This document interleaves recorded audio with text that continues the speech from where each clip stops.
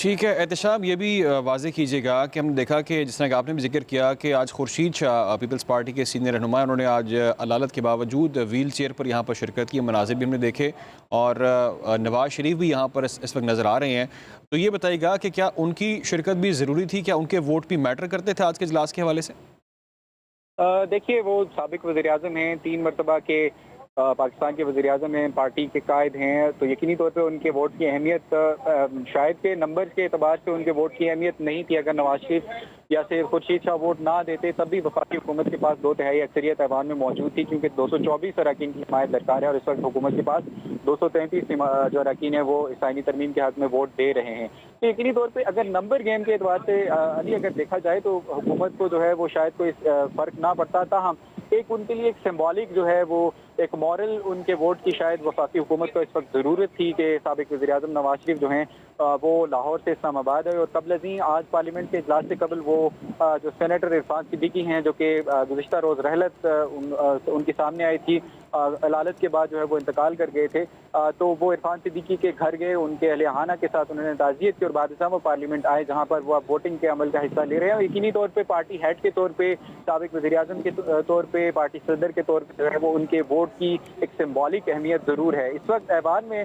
Number game के हिसाब से जो है वो वफाकी हुकूमत के पास 233 अरकान की हिमायत वफाकी हुकूमत को हासिल है। और अब से कुछ देर में ही जो डिवीजन के जरिए से जो वोटिंग की गई उसके नतायज का ऐलान किया जाएगा और 27वीं आईनी तरमीम आइन का हिस्सा बन जाएगी। जी। अच्छा, एहतशाम कहा जा रहा था अपोजिशन की जानिब से कि जल्दबाजी में तरमीम की जा रही है, इसके बाद मंजूरी का अमल जो है वो उससे भी ज़्यादा जल्दबाजी से हो रहा है। तो आप क्या समझते हैं, आज जो सूरत हाल आपने देखी, बिल की तैयारी पूरी थी, मुकम्मल थी? देखिए, बहैसियत सहाफ़ी जहाँ तक हमने इस सारी आईनी तरमीम के अमल को शुरू से देखा, कवर किया, जब से ये मुशावरत शुरू हुई, जब से एक दूसरे के घर के दौरे किए गए और इब्तदाई मुशावरत का आगाज़ किया गया, हमने इस तमाम तर सूरत हाल को देखा। और जहाँ तक मुशावरत का एज़ फार एज़ जहाँ तक मुशावरत का ताल्लुक है, वफाकी हुकूमत ने या इत्तेहादी जमातों ने इस पर मुशावरत मुकम्मल की। काफ़ी डेलिब्रेशन इस पर ड्यू डेलिब्रेशन की गई, मुश्तरका कायमा कमेटी भी तश्कील दी गई, जिसने तकरीबन 2 रोज़ इस पर तवील और सैर हासिल बहस की, मुशावरत की। लेकिन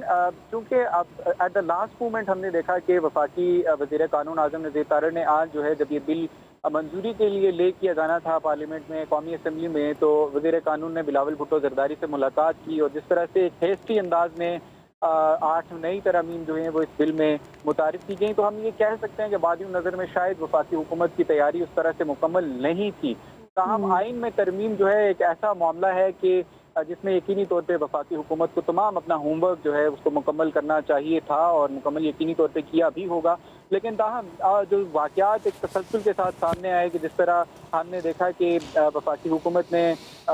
सेनेट से एक दिन में मंजूरी हासिल की और फिर जिस तरह से एट द लास्ट मोमेंट 8 नई तरमीम जो हैं वो इंट्रोड्यूस करवाई जा रही हैं, जिनकी मंजूरी ली गई है यहाँ पे कौमी असम्बली से। तो अपोजिशन के लिए बहर कैफी एक नुक्ता मौजूद है कि वो इस तमाम तर अमल को एक हेस्टी अमल करार दे सकते हैं, एक जल्दबाजी का अमल करार दे सकते हैं। लेकिन 2 तिहाई अक्सरियत यहाँ पे वफाकी हुकूमत के पास मौजूद है और हमने देखा कि जब वोटिंग शुरू हुई सेनेट में, जब वोटिंग की गई तो उसको 2 अपोजिशन के अरकान की हिमायत की ज़रूरत पड़ी और 2 अपोजिशन के जो अरकान थे सेनेटर से, हमने देखा कि उन्होंने तरमीम के हक़ में वोट दिया।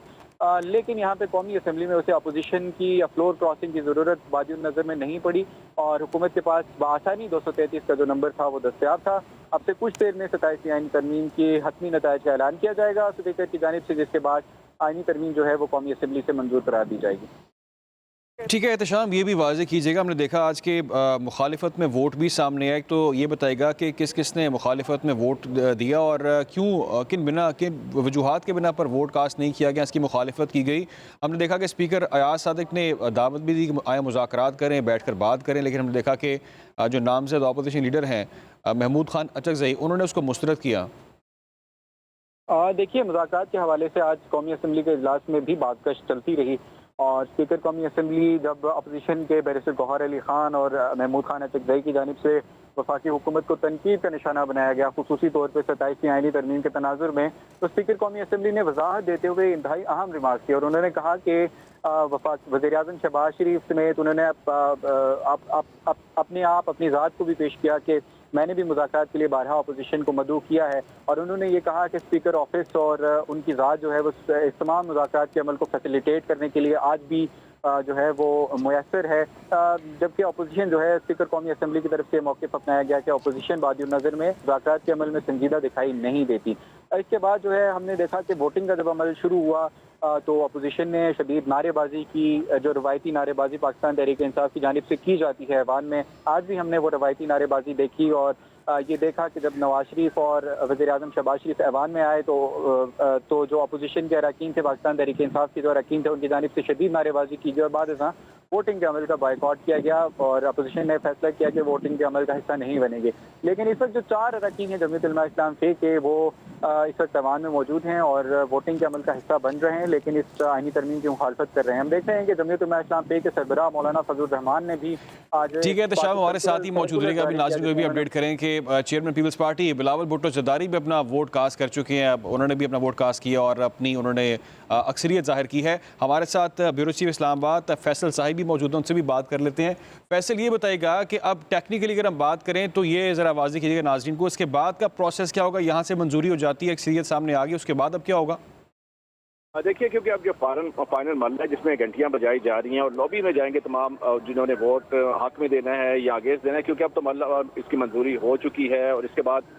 यकीनन अब जब सदर पाकिस्तान के पास जाएगी उनकी दस्तखत के बाद बाकायदा यह कानून का हिस्सा बन जाएगी। और आईनी आज जब तरमीम अवान में पेश की गई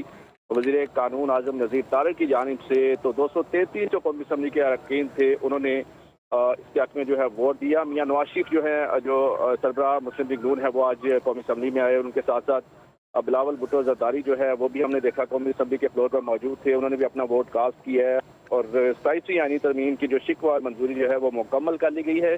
अब अवान में जो है घंटियां बजाई जा रही हैं और जो फाइनल मरला है वो उसके में वोटिंग होगी और जिसके बाद बाकायदा तौर पर जो है ये सेनेट के बाद कौमी असम्बली से भी 27वीं आईनी तरमीम जो है बाकायदा तौर पर मंजूर हो जाएगी। अच्छा फैसल, ये भी बताइएगा कि अगला जो एक्शन होगा, जाहिर सी बात है लास्ट एक्शन जो होगा वो सदर पाकिस्तान का होगा, लेकिन पीपल्स पार्टी ने कुछ तहफ़्फ़ुज़ात का इजहार किया था इससे पहले, तो आपको क्या लगता है कि फौरी तौर पर दस्तखत हो जाएंगे या कुछ मामला ताख़ीर का शिकार भी हो सकता है? देखिए, अगर पीपल्स पार्टी के तहफ़्फ़ुज़ात होते तो यकीनी तौर पे वो वोटिंग के अमल का हिस्सा ना बनते और बज़ाहिर आज तमाम जो अरकान कौमी असम्बली थे जिनका ताल्लुक पीपल्स पार्टी में से था वो मौजूद थे कौमी असम्बली के फ्लोर पर और उन्होंने इस वोटिंग के मरले में हिस्सा लिया। तो यकीनी तौर पर पीपल्स पार्टी जो इस तरमीम के हक में है, जब वोट कास्ट करती है तो यकीनी तौर पर जो अब आइंदा का मरला है उसमें भी अब पीपल्स पार्टी जो है वो इसके हक में ही जाएगी, क्योंकि अब हम कोई भी नहीं रहता जब पीपल्स पार्टी ने बाकायदा तौर पर असम्बली के फ्लोर पर वोट कास्ट कर दी है। तो अब इसका नेक्स्ट मरला जो सदर पाकिस्तान के दस्तखत का है, जिसके बाद ये आइन का हिस्सा बनेगी। तो यहाँ कौमी असम्बली के फ्लोर से आज जो तमाम सिक्के हैं मरला वास जो है वो मंजूर कर ली गई है। ठीक है, एहतशाम भी हमारे साथ ही हैं। एहतशाम, ये वाज़ेह कीजिएगा कि अब इस मंजूरी के बाद जो इसकी इम्प्लीमेंटेशन होगी उसमें क्या तब्दीलियाँ नज़र आएंगी, क्या कुछ होगा? क्योंकि जो लोग जानना चाहते हैं कि 27वीं आईनी तरमीम के बाद हम क्या मंजरनामा नया देखेंगे, वो क्या होगा? देखिए, इस 27वीं आईनी तरमीम के जरिए से हुकूमती स्ट्रक्चर के जो 2 एग्जेक्टिव और चीफ जस्टिस जो जुडिशरी है उसमें तरमीम की गई हैं और वाज़ेह तरमीम की गई हैं और हम देखेंगे कि जुडिशरी में ख़ास तौर पे हमें वाज़ेह तब्दीलियाँ नज़र आएंगी जब इस 27वीं आईनी तरमीम पर अमल दरामद शुरू किया जाएगा। तो एक वफाकी आईनी अदालत का क़याम अमल में आएगा। ये तरमीम बुनियादी तौर पे इसके जो 2 बड़े जो फीचर्स हैं उनमें से हम ये कह सकते हैं कि एक फीचर वफाकी आईनी अदालत का क़याम है और जब वफाकी आईनी अदालत का क़याम अमल में लाया जाएगा तो वफाकी हुकूमत यहाँ पर ये मौक़िफ़ अपना रही है कि सुप्रीम कोर्ट ऑफ पाकिस्तान में चूँकि केसेस का एक बहुत बड़ा बैकलॉग नज़र आता है और हम भी ये देखते हैं कि ये वफाकी हुकूमत का ये मौक़िफ़ है कि सुप्रीम कोर्ट में केसेस के बैकलॉग की वजह से साइलिन को इंसाफ के हुसूल में मुश्किलात दरपेश नज़र आती हैं। वफाकी हुकूमत का यहाँ पर ये बारहा ये तसलसल के साथ ये मौक़िफ़ रहा है कि आईनी मामला जब सुप्रीम कोर्ट ऑफ पाकिस्तान में जाते हैं तो चंद मुकदमात पर सुप्रीम कोर्ट का जो मेजॉरिटी टाइम है, अक्सरियती वक्त है, वो सर्फ हो जाता है, जिसके बायस जो आम साइलिन हैं वो मुतासिर नज़र आते हैं। और आईनी अदालत के क़याम के बाद चूँकि तमाम आईनी